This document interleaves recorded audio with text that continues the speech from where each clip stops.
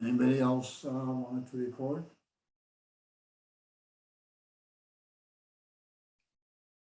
All right, it's 9:30. We're missing uh, 16 people. Wow. Uh, excuse me.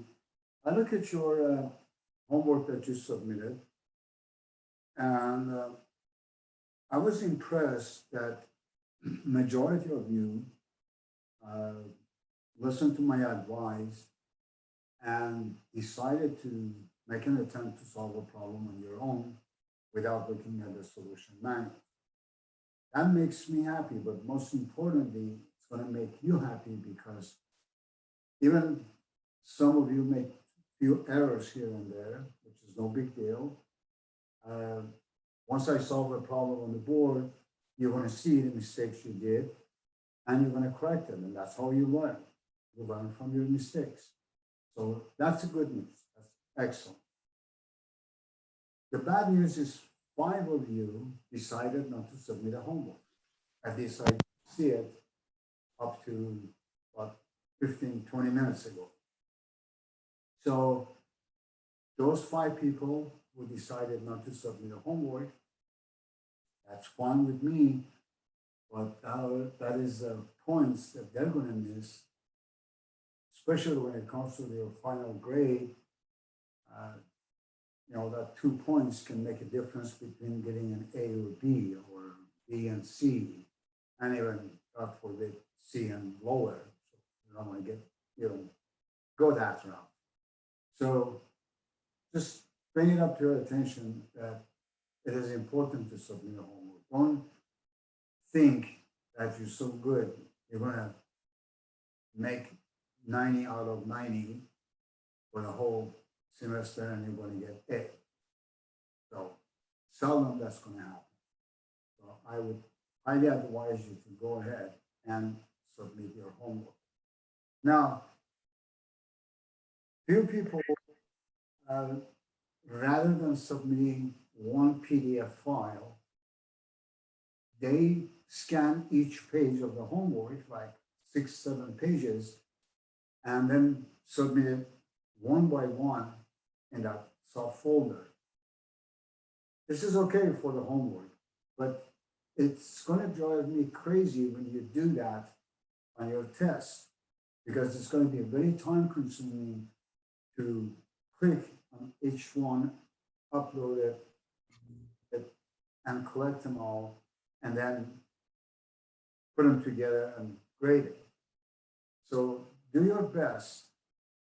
I know there are some limitations for some of you, but do your best when you're scanning, scan everything and make it one file and submit one file only, which almost 95% of you did that, with exception of a few that did it page by page. So try to avoid that, especially for the exam. Now, a couple of hints before I start solving the chapter 9 problem. If you have this page, please stay away from the edge of the top edge, the right, left, and the bottom edge of the paper. Do not write anything on these edges, because when you scan it and then you upload it, then I have to download it, then I have to print it. If you write anything around those edges, they're going to be cut off. They're going to be chopped off either by your scanner, by uploading it, or by me downloading it, or by me printing it. And you don't want to take any chances. Because once I print it, I will grade you based on what I see on the paper. I can't keep going back or calling you and say, well, I cannot read what you wrote on that little corner. What is it? So I cannot do that. So please, for your own sake, make sure you don't write anything on the edges. If you really organize yourself, I'm going to solve the problem, you'll see it. and do it step by step. You don't need to write all over places. So please avoid doing that. That's for your own good. Now,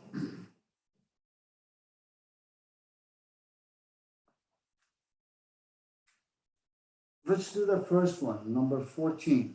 This is what we call a man-made cycle. It's not a real cycle. It's something that is made up. You are given 3 processes. And based on that, the first thing you do the TS and the PV diagram. So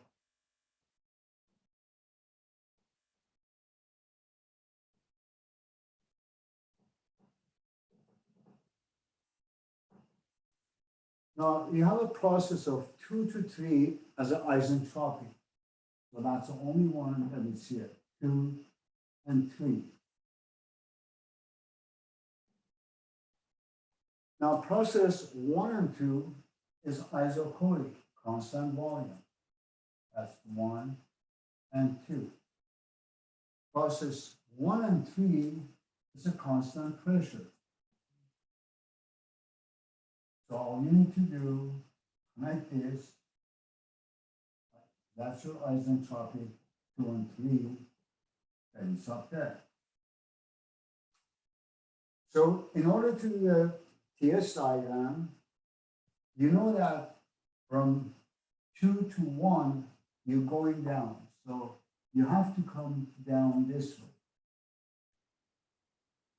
And from 3 to 1, you're coming down the lower. So that's that curve. That's how you develop the TS diagram. I'm sorry. That's as easy as it takes only like 1 or 2 minutes to do the TS and the PV diagram. So it's really not rocket science. It's all common sense. If you read the processes that you're given very carefully and you draw these, you're home free. So it's not going to be that big of a deal.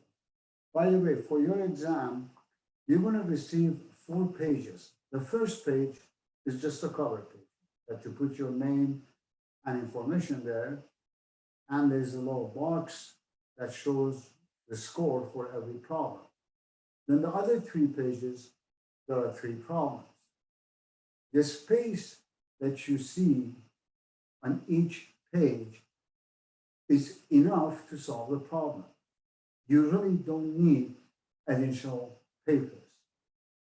However, if you're somebody that write very large and you scratch or whatever you do and you need to have additional paper, fine. Take a paper from your folder or from your binder or a piece of white paper, whatever. Write it down and make sure you say, for instance, problem 1 continue or problem 3 continue, and number that page. So it's obvious, so I don't have to figure it out where that page goes. So again, the whole art is how you communicate. And that's what, the better job you do communicating with a third party, the more successful you're going to be in your future. Now, one more thing that I noticed on the homework, and I hope you catch it on a test. When you scan, please check your scan before you upload it. Some of the scan has a dark gray background. I hardly can see the solution. Some of the scan has a dark brown background. I don't know how that happens. I don't know if it's because of your phone or your scanner. So when you're scanning a white piece of paper like this with your solution, the scan should look exactly like that. There is no need to, I don't know, have a green background or a brown background or any of those. Check your scan before you submit it. If there is anything you can catch it, do it before you submit it so you don't lose any point. And keep in mind, if I cannot read it, I won't be able to score it. And avoid writing with a very light pencil, because once you scan it, it loses the quality. Then it comes to me, I'm uploading it, again, loses quality.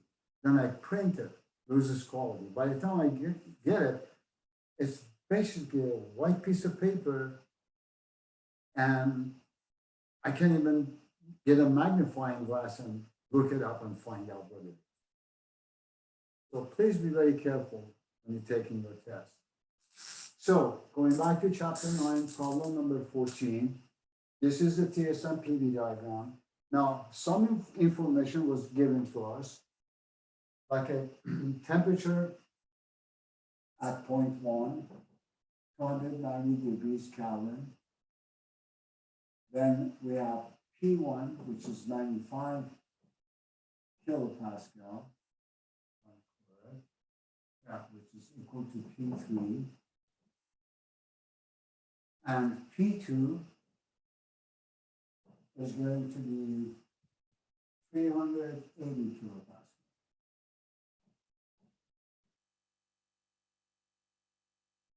Oh, by the way, this is the Q in, this is the Q out, and this is the work. Could be work in or work out, we don't know. Just the work, because it's isentropy. Has to be work.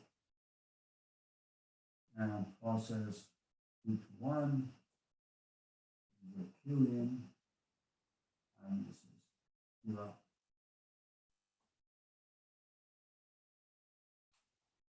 Now, in order to find these values based on this information, we're going to go to the table at a state 1.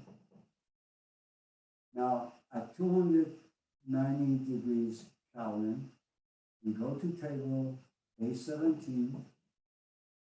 Now, we need to look and see what do you need. Here, you have constant volume. So you need U1. On this side, you have constant pressure.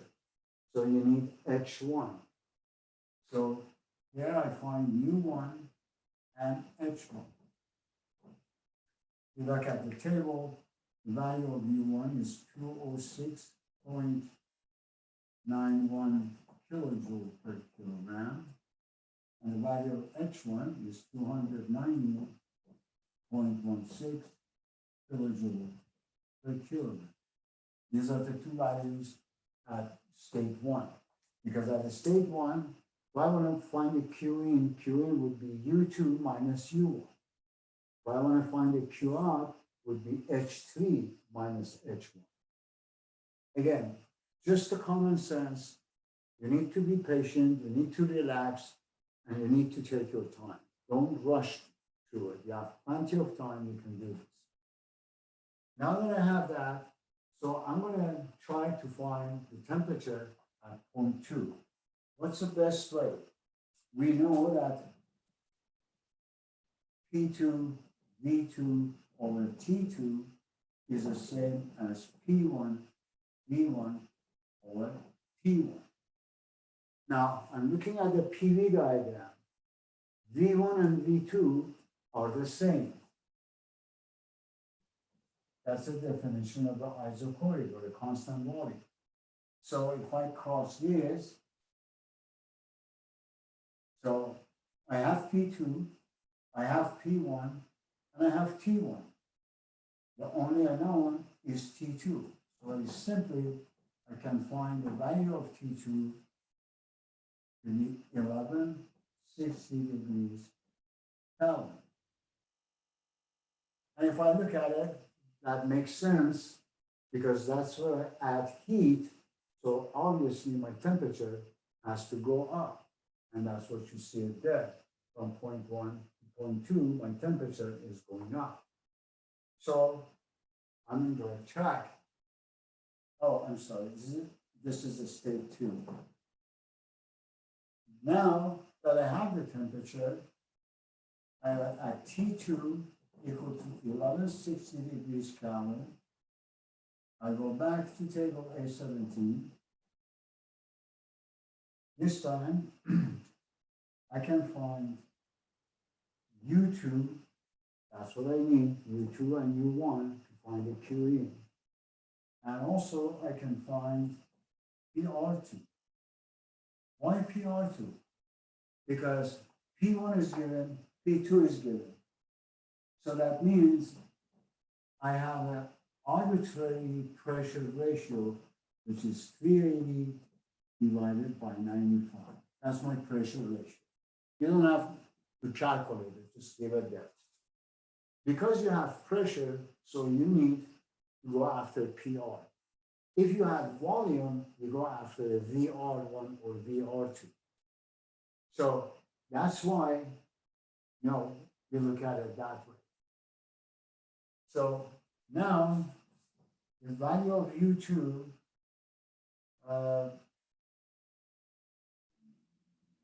becomes 897.91 kilojoule per kilogram.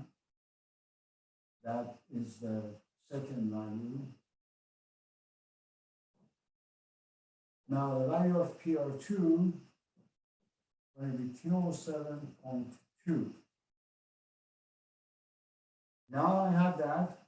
I look at my isentropic processes, 2 and 3. So I can write PR3 over PR2 is the same as P3 over P2. Now I know that P3 and P1 are the same. So this becomes PR3 over 207.2 is equal to. What is PR3? P3. P3 is the same as P1. This is 95 kilopascal divided by 380 kilopascal. From there, I can find the value of PR3 to be 51.8. Now that I have this value, I go back to table A17 and find the final value, which is H3. In this case, H3 becomes 838 kilojoule per kilogram. So I run around the cycle, I find all the important parameters that I need in order to find the Q in, Q out, and so on and so forth.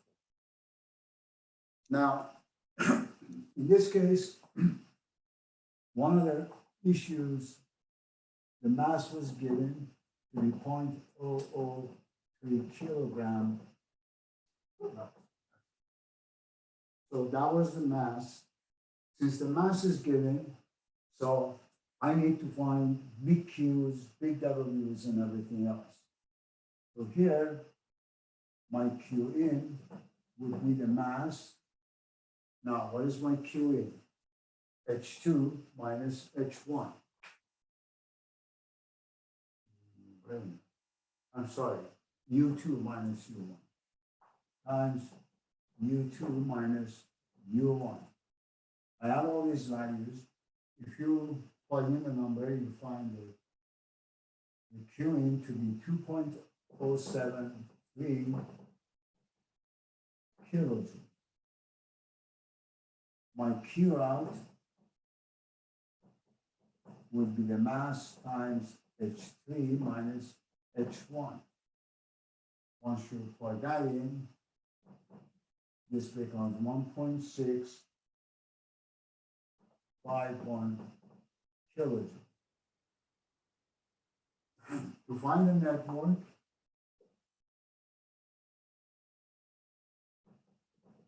that would be Q in minus Q out.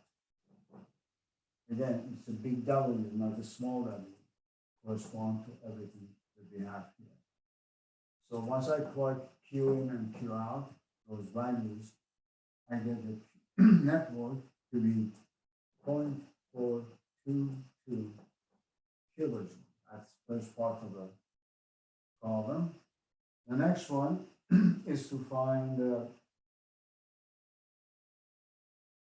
thermal efficiency of a man-made cycle. That would be the net work divided by Q in. I have the value of net work. I have the value of Q in. If I plug it in, I will find that to be 20.4%.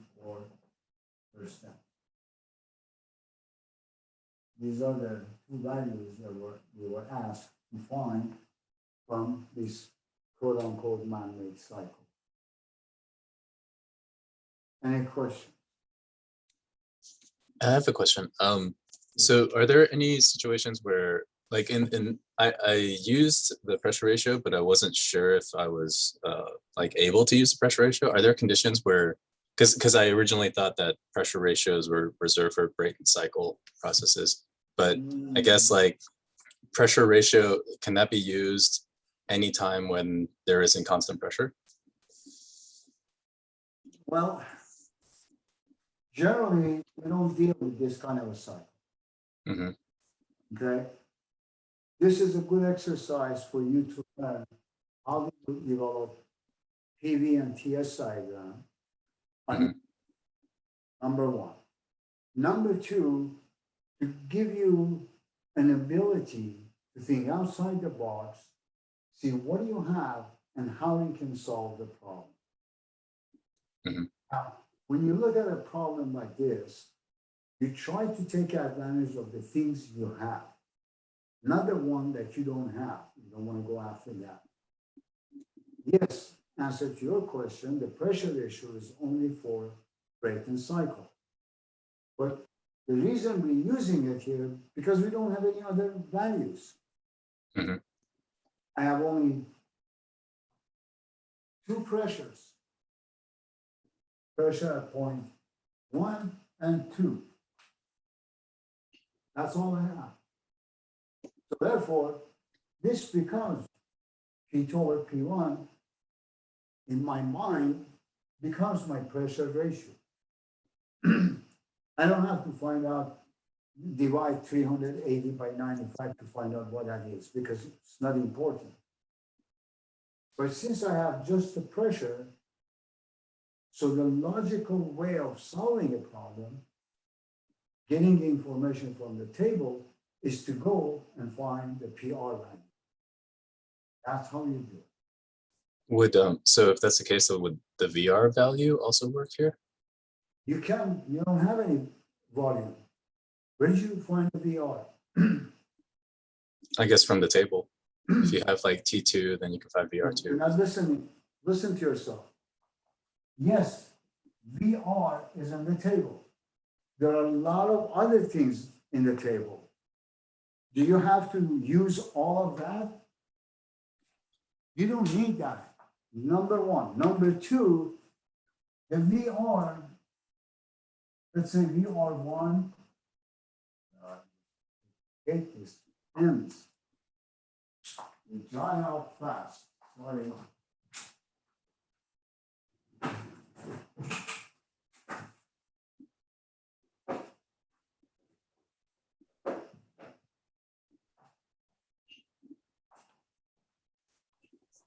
I apologize. I have a big box of this pen, but keep drying out. See, the point is, when you have pressure related to PR1, if you have volume related to VR1, in this scenario, do you have any volume there? You don't. So even if you find the VR value, how are you going to use it? Because you need to say,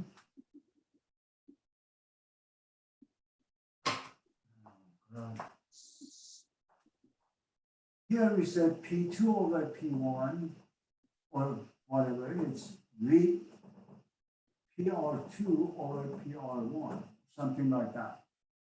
Mm-hmm. Now, if I find a VR value, I have to have a V1 over V2 to equal to VR1 over VR2. I don't have this.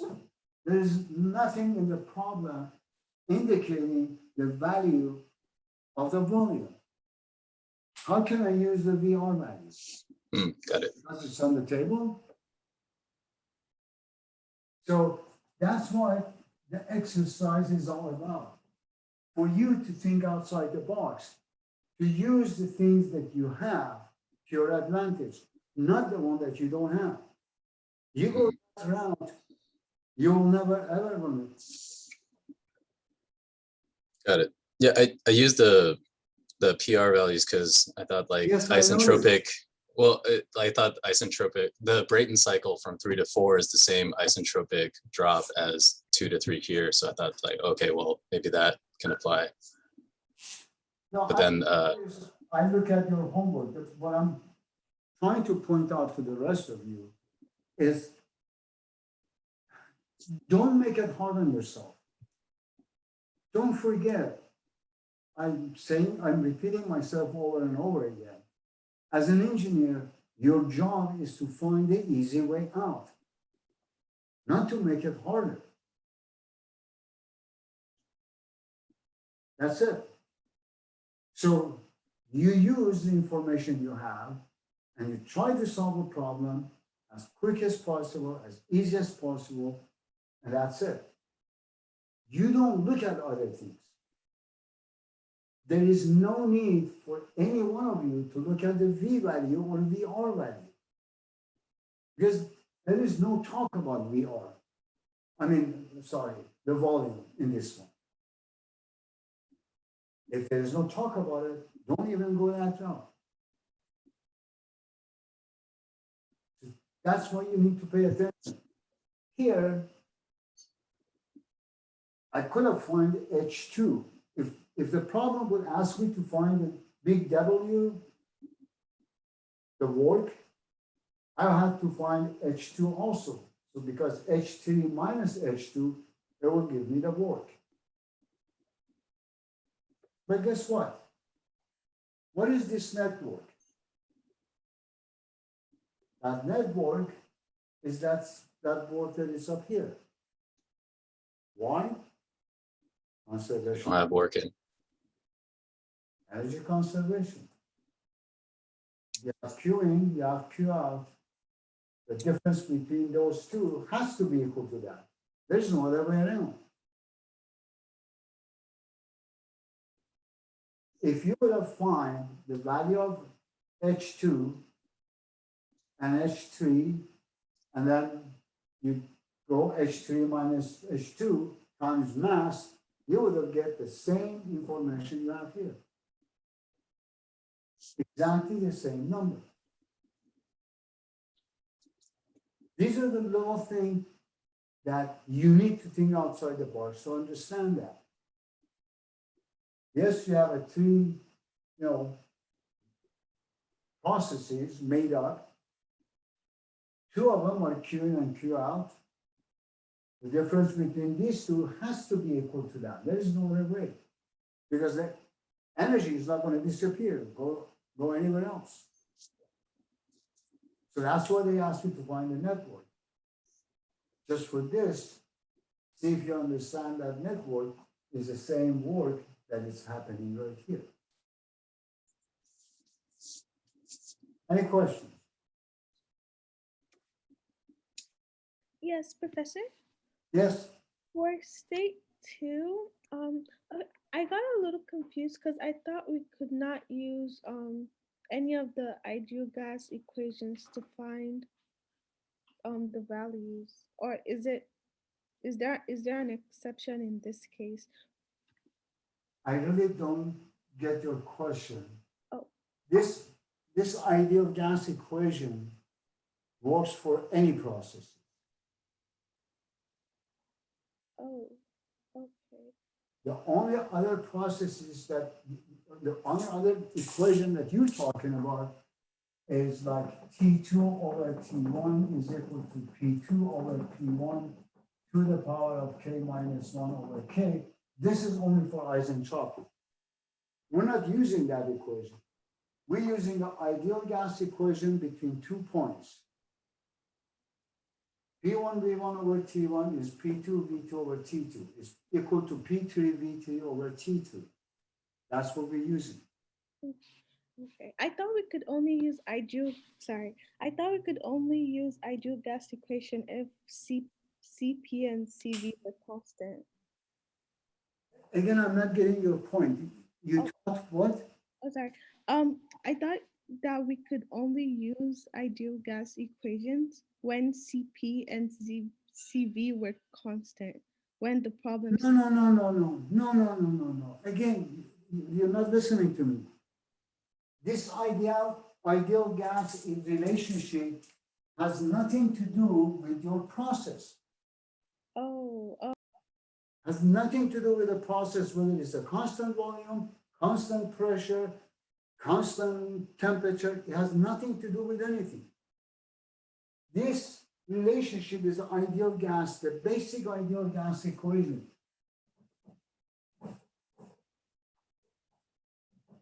PV is equal to RT. This has nothing to do with any processes. If you have 2 points, P1, V1, or T1, the next point, P2, V2 is equal to R T2. If I rearrange this, I can write P2, V2 over T2 because R is going to go on, is equal to P1, V1 over T1 is equal to P3, V3 over T3.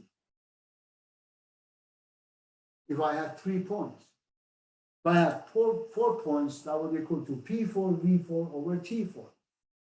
This ideal gas equation has nothing to do with the process.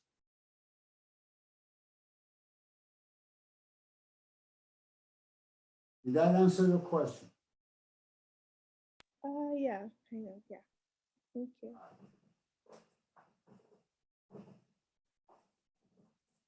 All right.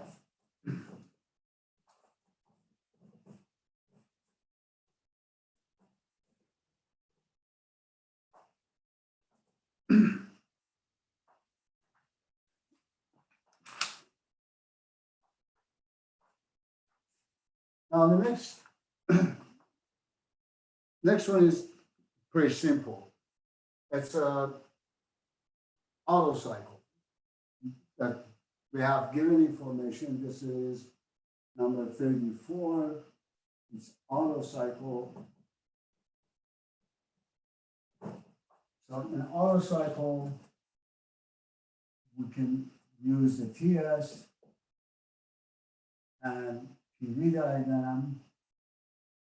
So we know that we have 2 isentropic processes, 1 and 2, 3 and 4. That's my TS diagram. The PV diagram, which is very important, is the process 2 to 3 is constant volume, and process 4 to 1 also is constant volume. So these 2 are going to be my isentropic part.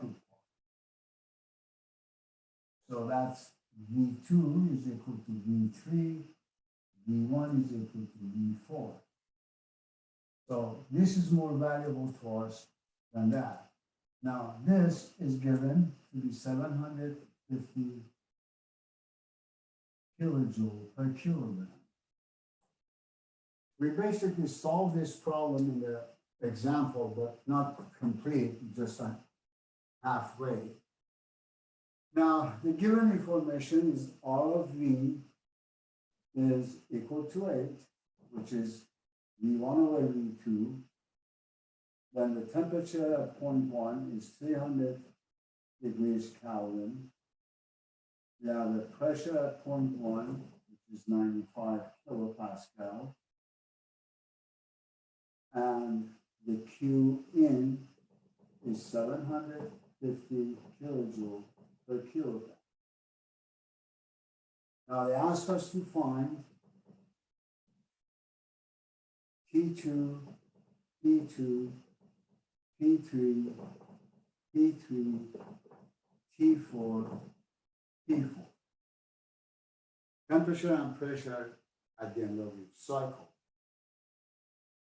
Then, of course, finding the network, which is Q in minus Q out. And thermal efficiency, once I find the network, I divide it by Q in, will give me the thermal efficiency, and MEP, which is the network, as I already calculated, divided by V1 minus V2. So this is what I need to find. So based on all that, I start at state 1. So at T1 equal to 300 degrees Kelvin, I go to table A17 and I find the value of U1. Why I need the U1? Because here, this is my Q in and this is my Q out. I need U1, U4, U2, U3. That's all I need.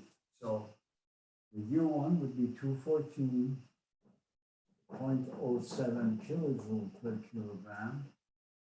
And VR1 would be 621.2. And state 2,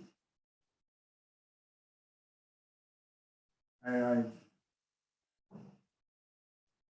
V1 over V2 is equal to VR1 over VR2.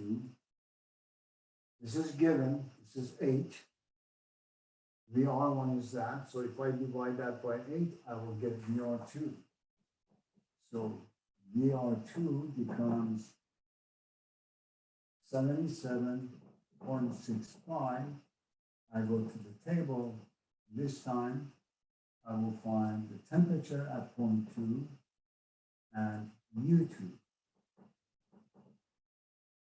So the value of U2 is 491.2 kilojoules per kilogram.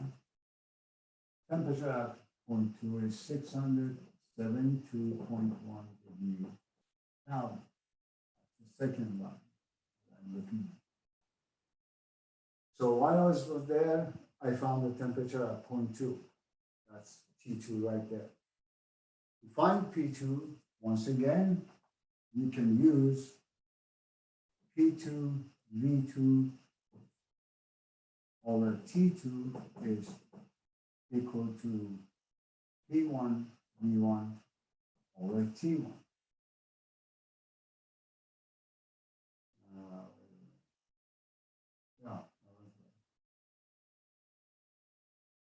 So if I rearrange this equation, this becomes P2, that's what I'm looking at, is equal to V1 over V2 times T2 over T1 times T1. What I did, I rearranged this by dividing both sides by V2, so I get V1 over V2 on this side with P, and then I get T2 over T1 right there. So that's how I find the unknown. I have this value, I just calculated T2, T1 was given, P1 was given. So very simply, I can find the value of P2 to be 1705 kilopascal. Now, I go to state 3. At state 3, Q in is given to be 750 kilojoules per kilogram. This is equal to U3 minus U2. That's my Q in. So knowing that,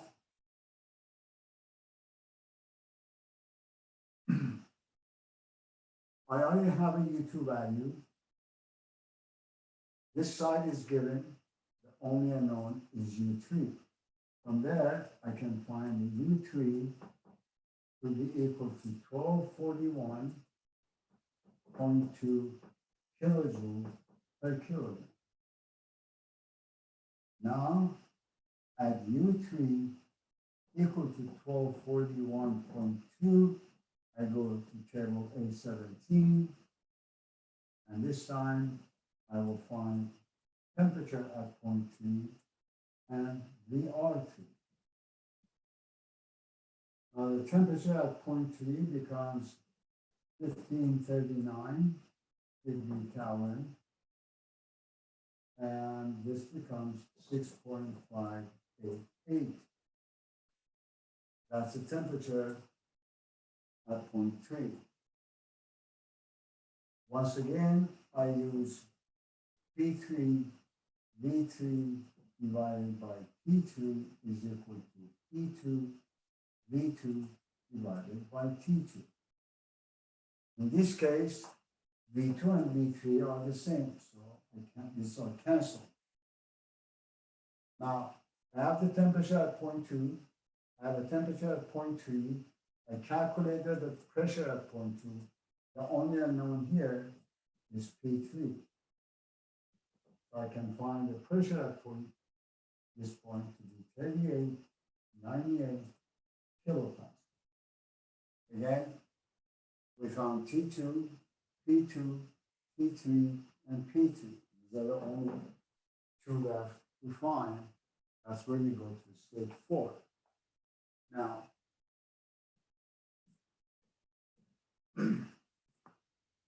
at stage 4, I can write VR3 over VR4 is equal to V3 over V4.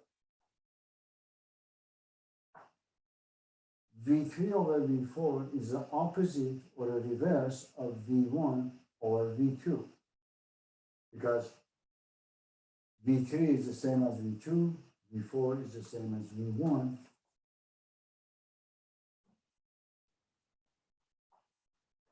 So I can, this would be 1 over 8.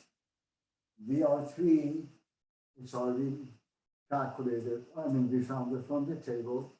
So if you multiply that by 8, I can find VR4. So VR4 value becomes 52.70.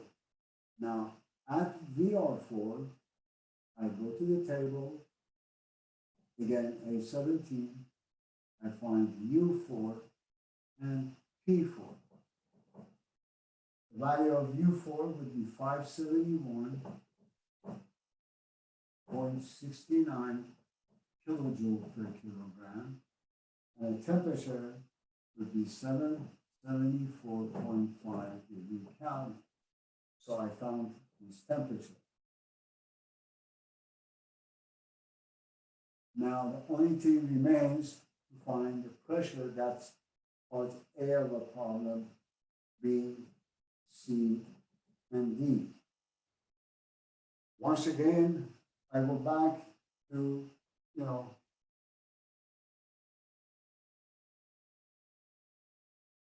a minute. How come I forgot to put the P4?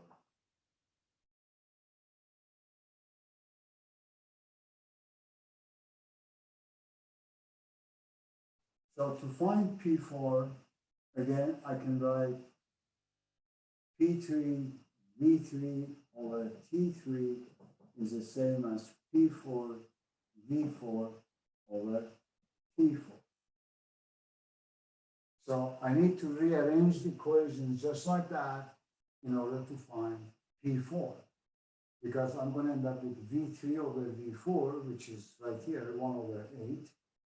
I have T3, I have T4, and I have P3. From there, I can find the value of P4. Unfortunately, I don't have any method. So that's last part of finding that. I'm done with that.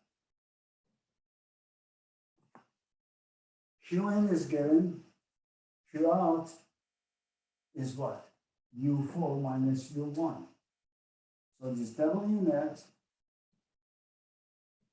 would be 750 kilojoule per kilogram minus U4 value, which is 571.69 minus U1, which is 214.07. This will give me the value of network, part B of the problem. So the network value would be 392.4 kilojoule per kilogram. That's part B of the problem. To find the thermal efficiency, I divide the network by Q in that is given to me, 750. So that would be 392.4 divided by 750. Both has the same unit, the units cancel each other out. So that would be 52.3%. That's part C of the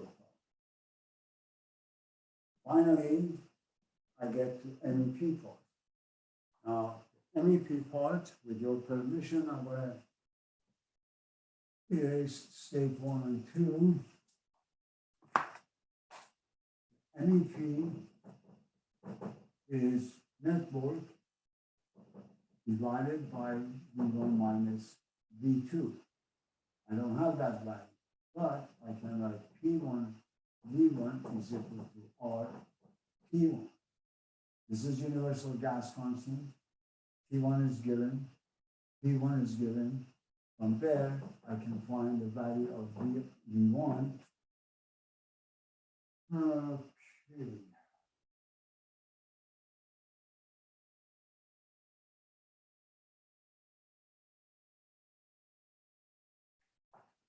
With 0.906 meter cubic per kilogram. So the value of V2 would be V1 over 8. Dividing this by 8 would give me the value of V2. Now I have the network, I have these, so I can very simply say that MEP is equal to 392.4 kilojoule per kilogram divided by what I can do, I can just say V1 times 1 minus 1 over R of V. Kind of factor out V1 because if I replace V2 but V1 over 8, that's what is going to happen. Then 1 minus that. Just to rearrange it. I have the value of V1. This is now 8, so that's 1 over 8. If I do the calculation, the MEP becomes 495 kilopascal. That's part of the other problem. Any question?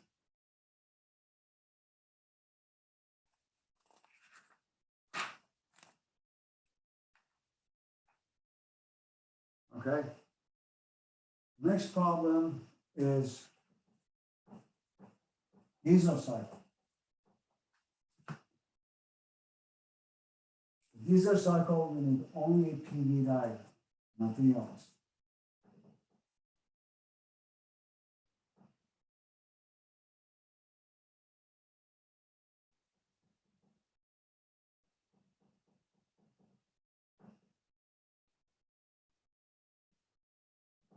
That's how quickly you can do the PV diagram. Now,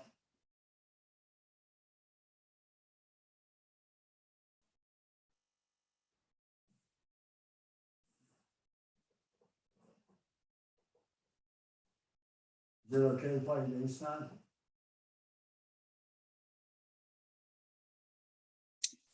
I think so. Should be Yeah. fine.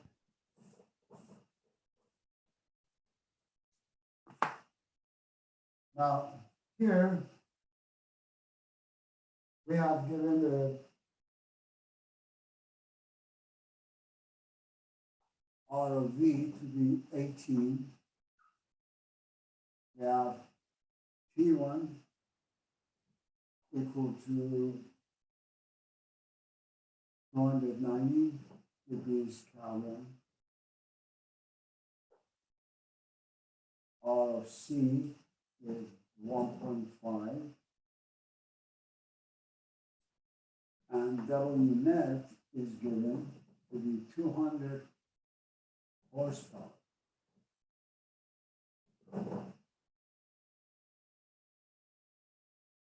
Now, let's see how we're going to do this. The main important thing is that CP and CV are constant.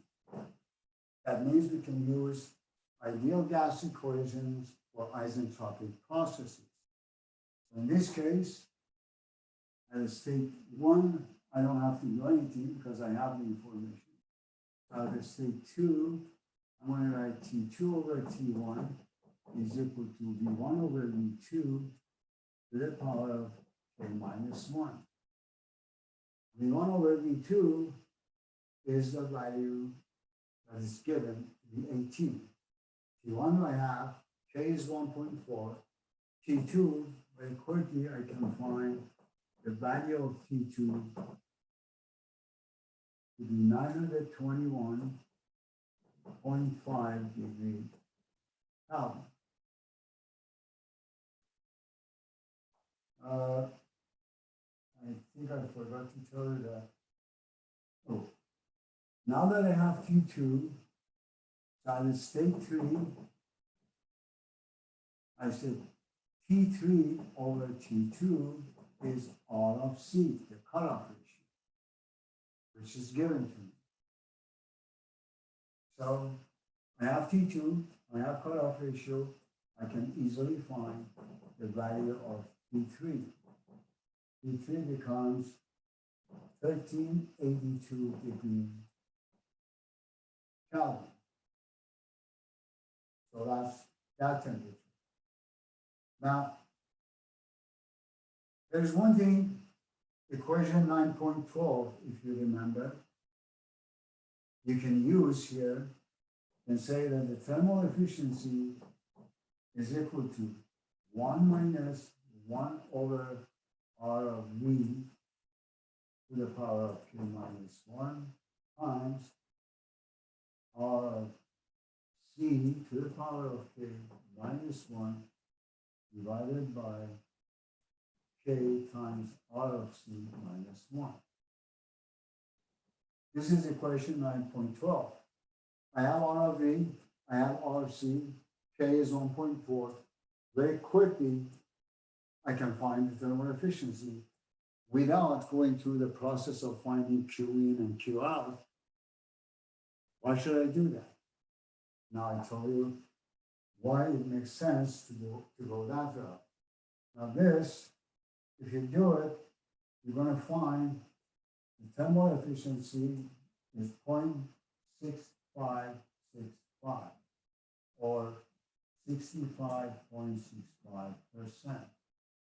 Now that I have a thermal efficiency, I know that the thermal efficiency is equal to the net work divided by Q in. Since this is a network big W dot, I have to find the big Q in. That's what they ask us to do. So I have this side, I have the network, I need to find the Q in. The only thing is, I have this as a horsepower. The unit for that cannot be a horsepower because this is not a work, this is a heat. So I need to use a conversion factor. So that becomes 200 horsepower times 0.7457 kilowatt per horsepower. That's the conversion factor. Divided by Qing, which I'm looking for. The whole thing has to be equal to 0.6565.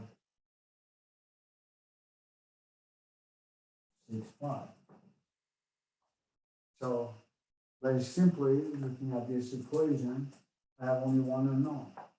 So the Qing in this case becomes 227.2 kilowatt.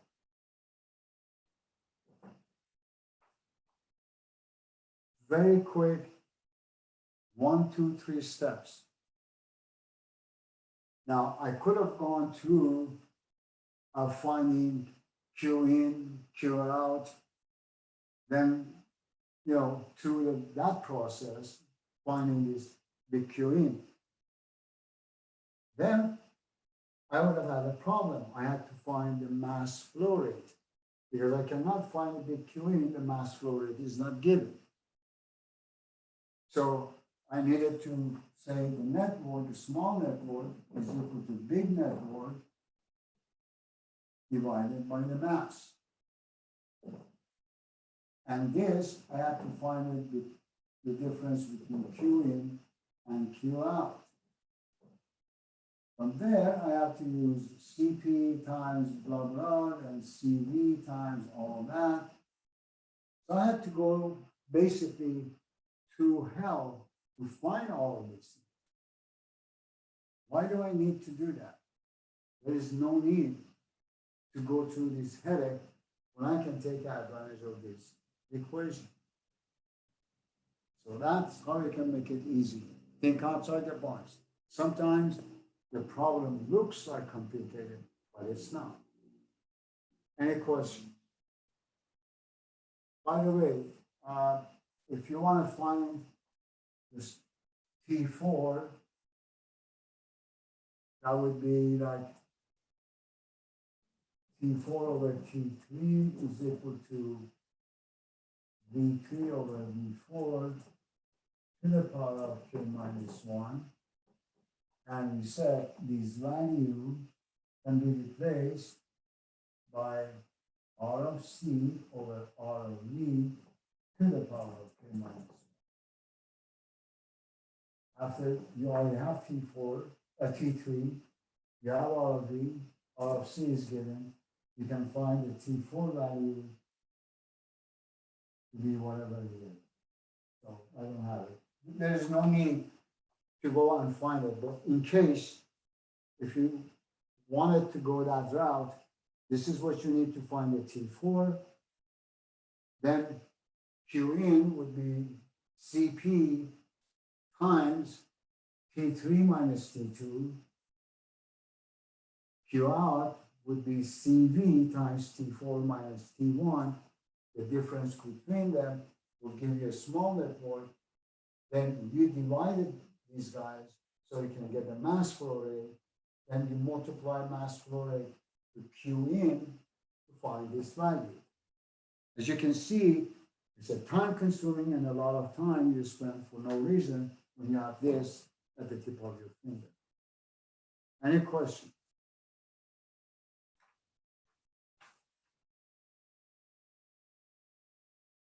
Okay, no questions. Now, next one is also diesel cycle. And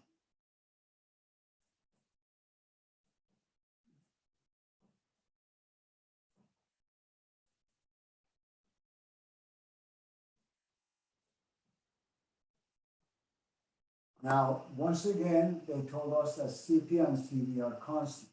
So that's good. This is given to be 300. And R of V is 16. R of C is 2.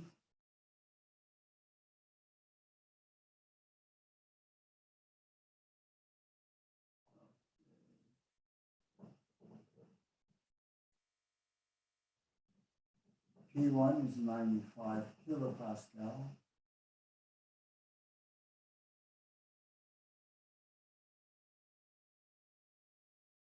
Okay, those are the given information. And they find, we need to find the same thing for this time. Well, we need to find Q in, what you said would be CP times T3 minus T2. Q out would be CV times T4 minus T1.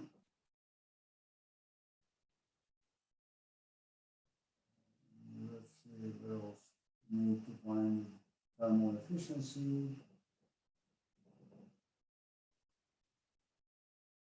which is 1 minus Q out over Q in. And finally, find NEP, which is the net work divided by V1 minus V2. So these are the things we need to find based on this given information. I think I have to throw away all my black pen and buy a new one because none of these things working. Okay, so since CP and C are constant, so we're going to write T2 over T1 is V1 over V2 to the power of K minus 1. From there, you find the value of T2 to be 909.4 degree Kelvin. Now, since I have R of C is equal to T3 over T2, and from there I can find the value of T3 twice of that, which is 18.8 degree Kelvin. Now T4 over T3 is equal to V3 over V4 to the power of K minus 1, and we replace that with with R of C over R of V to the power of K minus 1. I have the cutoff ratio, that's 2. This is 16. T4 is unknown. T3 is given. So very quickly, I can find the value of T4 to be 791.7 degree Kelvin. So the Q in is CP times T3 minus T2. Now the value of CP is from the table 1.005, and the unit, of course, is a kilojoule per kilogram degree Kelvin. That's a unit. I have T3, I have T2. If I plug everything in, I will find the value of Q in to be 913.9 kilojoule per kilogram. That's my Q in. The Q out would be CV times T4 minus T1. The value of CV from the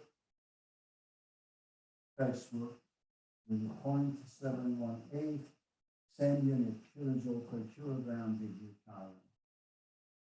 So when you do that, you find the value of Q out to be 353 kilojoule per kilogram. So my thermal efficiency is 1 minus Q out over Q in, and that will give me 61.4% thermal efficiency. Now, I need to find the net work here, so the net work would be Q in minus Q out. If I plug the number in, I get a net work value of 560.9 kilojoule per kilogram. To find the MEP, I have the net work divided by V1 minus V2. Once again, P1, V1 is equal to R T1. Now, P1 is given, T1 is given, R is the universal gas constant. And I'm sure you know the value of this also is 0.287. By the way, you know that Cp minus Cv is the value of R. If you have the Cp, if you deduct Cv from it, that becomes the value of R. That's the definition of universal gas constant. From there, I can find the V1. Once again, to be 0.906 meter cubic per kilogram. And my MEP would be the net work, which is 560.9 divided by V1, which is 0.906 minus, we know that V2 is equal to V1 over 16. I can write 0.906 divided by 16. That's why last time I factored the 906, this became 1, and this became 1 over 16. So either way, I just wanted to show you. So the MEP value in this case would be 660.4 kilopascal. Any questions? I have a question, Professor. Sure. For the thermal efficiency, could we have used the other equation, or does it not apply? What are the equations? I think it was equation 9.12 when you told us about. Yeah, you can do that. But again, in this scenario, you needed to find a network because you didn't have a network. Yes, you absolutely could use equation 9.12 to find the thermal efficiency, but then you would get stuck. How are you going to find the network? In a previous problem, the network was given. Through that, we found the Q in. Here, you still have to go through this exercise to find the Q in and Q out in order to find the network. Okay. Why? No problem. That's why I decided, since I gotta go this route anyway, so I might as well, while I'm there, just use this, much faster and easier to do the calculation of that big, large equation. Okay, I see. That makes sense. This is very important. You need to use, your own judgment and see which way is quicker and faster. What do you have and what you're after? In a previous problem, we already had the network given to us, so that was an easy way out to use that equation. In this case, yes, you can absolutely find the network. Then what? You still have to go through all these practices to find Q in and Q out and find the network in order to find MEP. There was no other way around it. So if you have to go that route, just make it easier for yourself. Any other questions? Okay, next one. God, we have only 5 minutes left. let's see if I can do it in 5 minutes. Now we have a breaking cycle. And the breaking cycle, all we need, the TS diagram. And you know that TS diagram,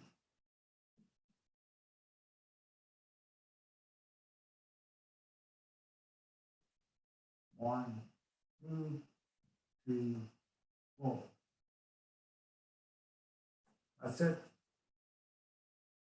That's work of a compressor, work of a turbine, Q in, Q out. Now here, T1 is given to be 540, actually, it's 80 degrees Fahrenheit plus 460. Please do not use any decimal point. That makes it 540 degrees Rankine. That's T1. That is given to us. So what we're going to do, let's say R of P, which is P2 over P1, is given to be 10. That is R of P. T3, I'm sorry, this is 60 degrees, and that makes it 520. So T3 also is given to be 2000 degree Rankine. So now at a state 1, at 520 degrees Rankine, we go to the table. That's A17E for Englishman. And in this case, we find H1 and PR1.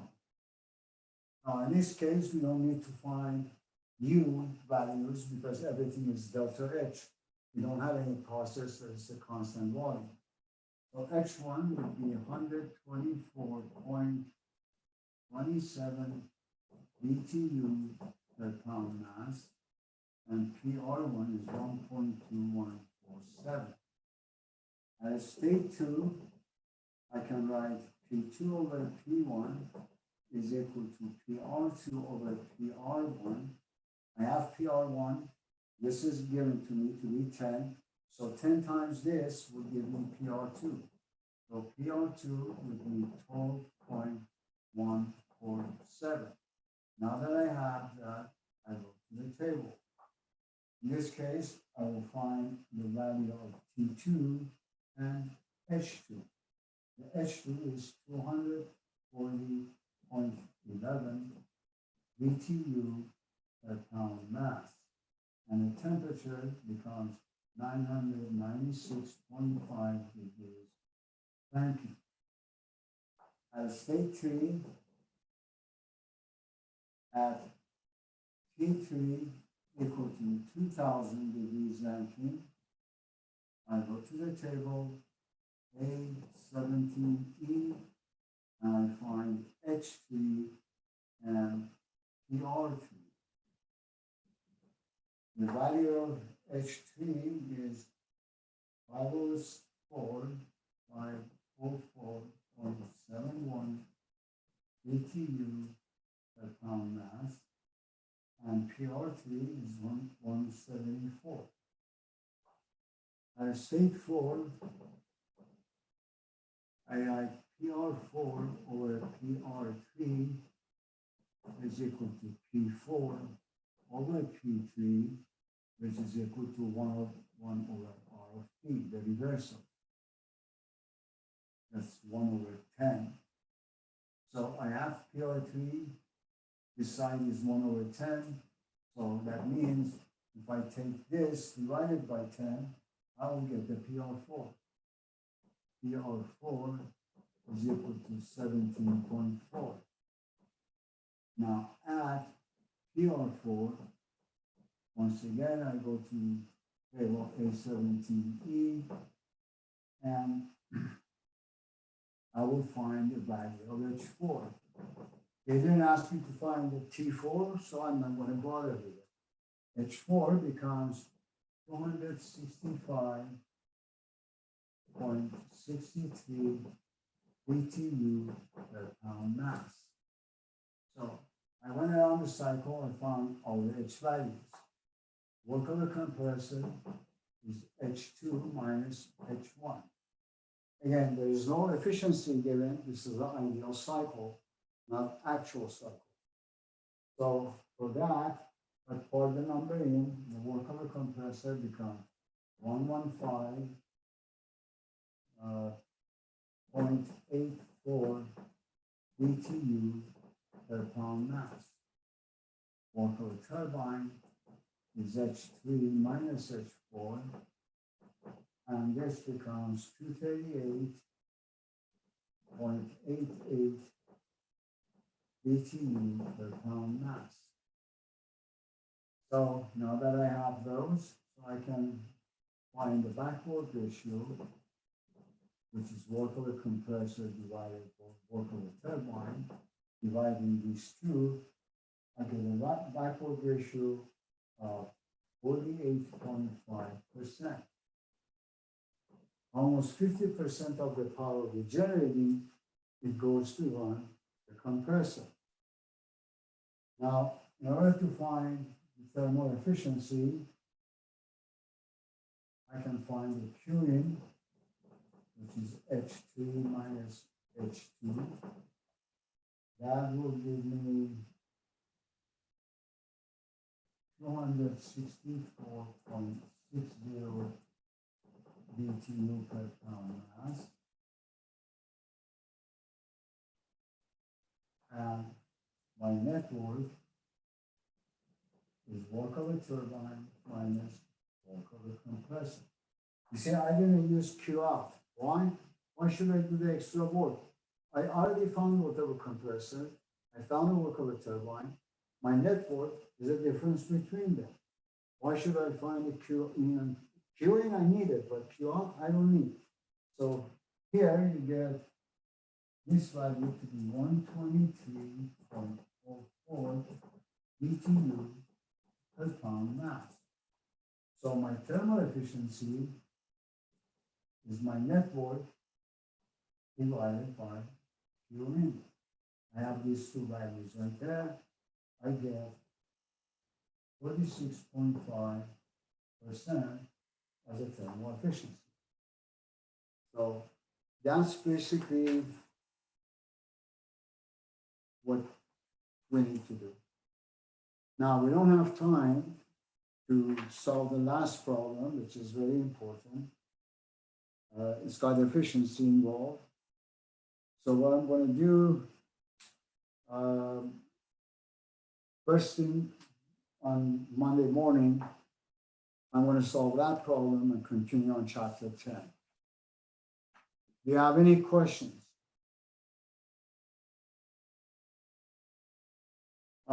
Please do not forget the hints that I gave you for the test. Stay away from the edges of the paper. When you're scanning your paper, please make sure that the background is not dark or different color that it's hard to see. So before you uploading it, make sure there's nothing cut off, because we don't want to get into the argument. Oh, I already solved the problem. The answer is here, but for some reason it doesn't show up there. So we cannot use those kind of excuses. So please be very careful. All right, guys, I'll see you Monday. If anybody wants to stick around, office hours, you're more than welcome.